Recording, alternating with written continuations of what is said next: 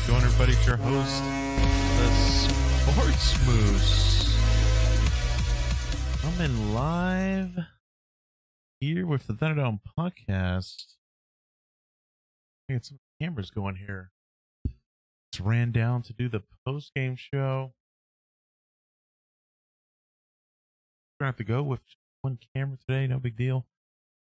Hope you're doing all right, host Sports Moose. Coming at you live right after the conclusion of game number 3. Little bit of a snooze fest, not gonna lie. You know, we all love high octane, high action hockey. This one definitely was not that. If you're a defensive hockey fan, you love this game. This was but to put it bluntly, I think the Lightning put on a clinic the last 5 minutes of the game. That's exactly how you play with the extra attack around for the opposing team. For the most part, I felt like this was a game where the Lightning really gave the Islanders a kind of a taste of their own medicine. It's like they took their system and cloned it, got that early lead on the goal from Yanni Gourde halfway through the first, and really kind of shut it down, forcing the Islanders to not play in the lead, which the Islanders like playing up. Once they don't get that first goal, then that's really where they start having issues. But really, it was kind of I don't know how to describe it. I just feel like the ice was clogged.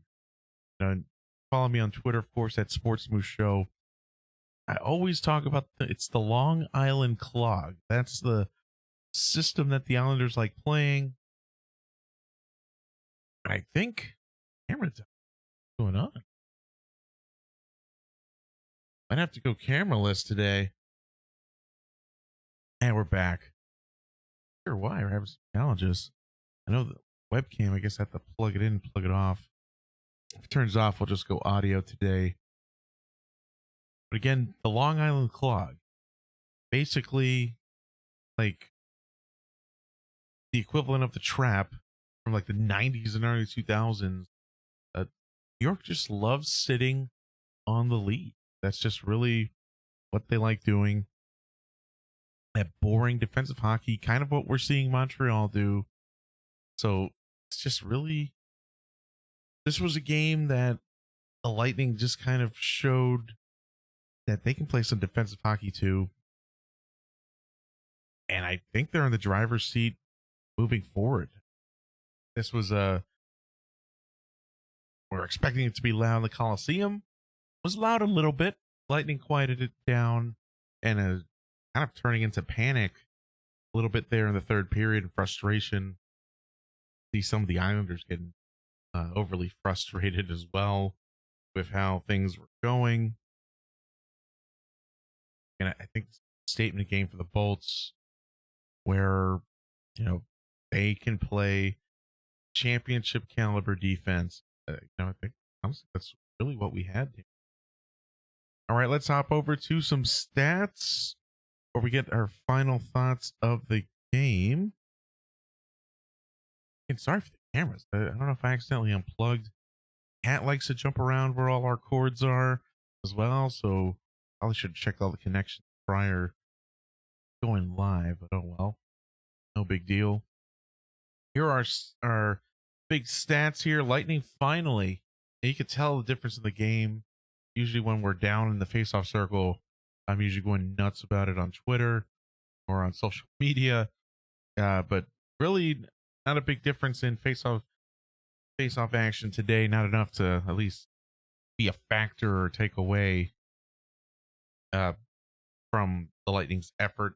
In fact, you know, the fact that they won more than 50% of the faceoffs really, I think, helped in maintaining their defensive presence or their defensive domination, if you will, throughout most of the night, winning key faceoffs, getting out of the zone quickly, limiting New York's chances. Really, the big story is total blocks.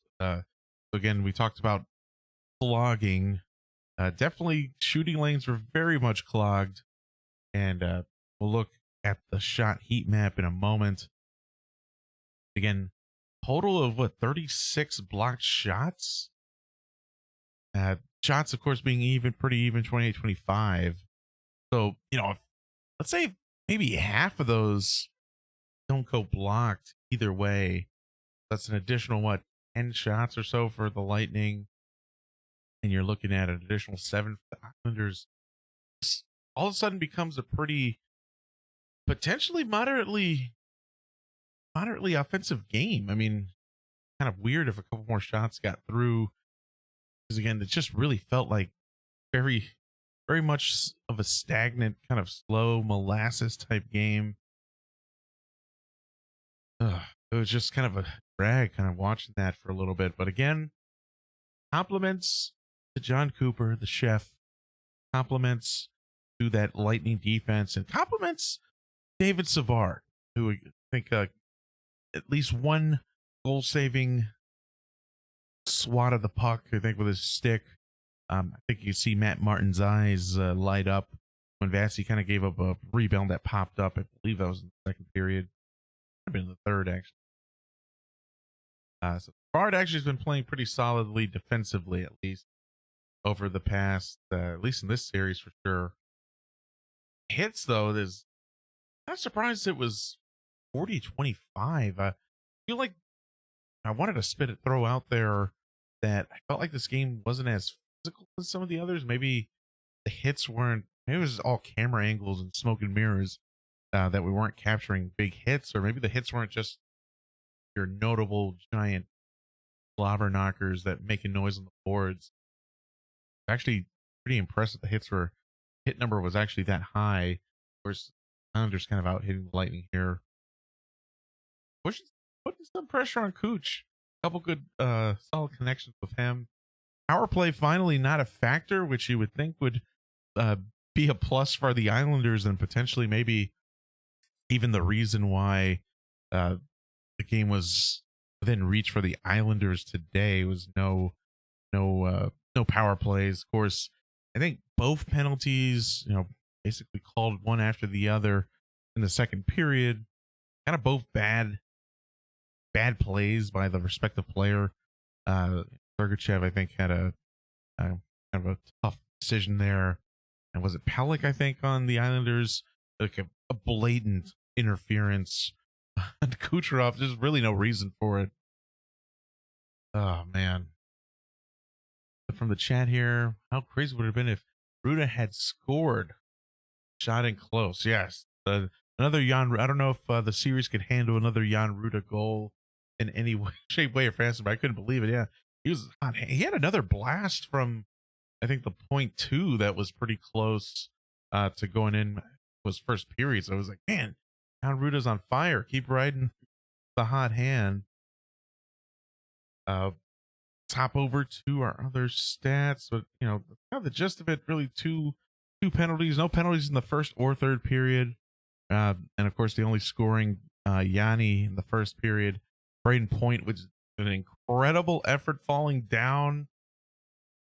I don't even know how that goes in. Kind of 5-hole on Semyon Varlamov. Quick response about within a minute and a half of the Cal Clutterbuck. Again, kind of a crappy bounce goal where Chernak decided to try to get the puck under Vassy, but fortunately it slid under Vassy through his legs and into the net instead of being covered. So kind of a weird, kind of a trash goal there. And you could say that the Islanders maybe didn't even deserve a goal in this game. Hopping over to our kind of sabermetric stats. Again, session really, especially with the swing there towards the end of the game, definitely solid 5 minutes of possession time for the Islanders. Most of that third period, I would say. So a lot of the Corsi and the Fenwick stats in their favor. Of course, shots being pretty even. Just 28-25 Islanders ending up on top. And really, Islanders look like the more dangerous team, but I guess Lightning really after scoring that first goal and even taking the 2-1 lead. Not necessarily turtling, I would say, but I think a little bit less pressure, offensive pressure than they usually put, playing it a little bit safe. Thankfully, it didn't come to bite them. There are a few times where I think they got out of sync defensively for a brief second, kind of a glitch in the matrix, if you will, but ended up holding on there. 15 high danger scoring chances for Islanders. I know they hit a post or two or a crossbar or two, only 5 for the Lightning. Really throughout the game. I think kind of like we saw in game number 1, I feel like the Islanders did a pretty good job of keeping the Lightning out. Of course, there are only 2 goals coming close in, ironically, right? You just felt like that suffocation. I remember felt like, watching the game.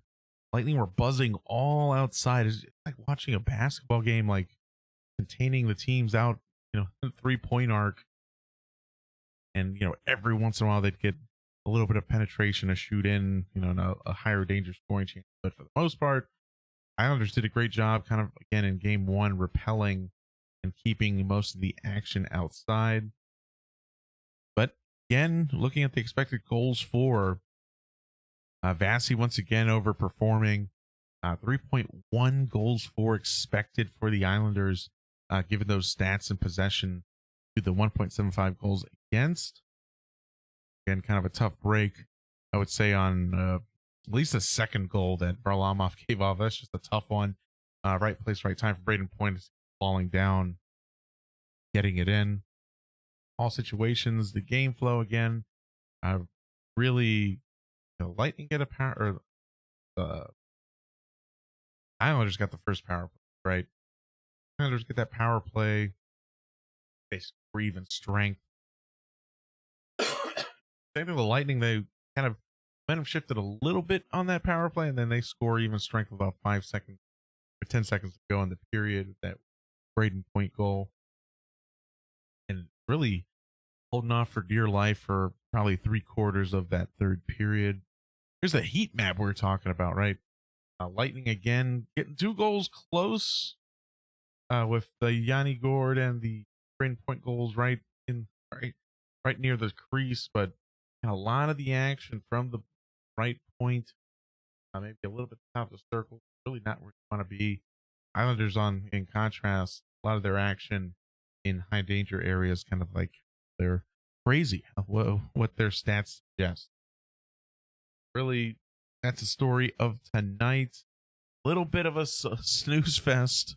But again, if you're into defensive hockey, you were having a good night. But you got to be excited. Got to be excited from what you see. I think this is a demoralizing game for the Islanders. Seeing a team basically take your style of play and shove it down your throat. I don't know what the Islanders do from here. They've got to find a way to score some goals. They there's just no way. I mean, I don't know if they got to find a way to open it up, because the Lightning now have demonstrated at least twice in a row here that they can beat their trapping and clogging style, and not just that, take a quick lead and then pack it up for the next 50 minutes and make you feel the pain that the Islanders have made other teams feel over this playoff season so far. We'll wait and see. Game 4, of course, still on Long Island. 8 they're going 8 p.m. once again. USA Network. Probably no post-game show Saturday if you're waiting out for it. Get to go to the first Austin FC MLS game. Excited for that. So we'll be down celebrating professional soccer in Austin. New stadium looked awesome on TV at the women's national team. So we'll be there welcoming the Verde as they take the field for the first time here in Austin after 8 games on the road. We'll see Austin FC in person. So probably hang it up for game number 5, which is on track to be Saturday. So probably Monday night we'll hop on here. We'll see if we do third period game watch. I haven't done one of those in a little bit. And then, of course, post game show.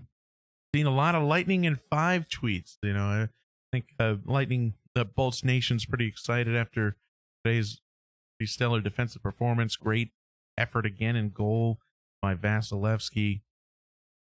We'll see what happens. Keep you up to date. Make sure you're following us on our socials. At Sportsmoose Show on Twitter. I think I finally figured out how to make a nice Instagram post on Instagram at the Sportsmoose, as well as on our Facebook pages and Twitch. And we have a couple of Twitch viewers out there and on YouTube too. Make sure you comment and subscribe. As we get through the playoffs, we'll probably shift into football and gambling mode as we get ready for the Buccaneers to defend their Super Bowl championship and get back on the $10 sports bandwagon. So exciting end of summer time coming for the channel. We'll get back again on the sports gambling. Talk about the Bucks. Get ready to go with that. And before you know it, Lightning's going to be back. I think they're shooting for a normal schedule next year in October. With an October start, I think within a week or two, they'll be doing the expansion draft at the end of this season with the Seattle Kraken hopping aboard. We're excited for that. It's been your host, the Sports Moose. We'll see you next time. If not Saturday, on Monday night for game number 5. Take care.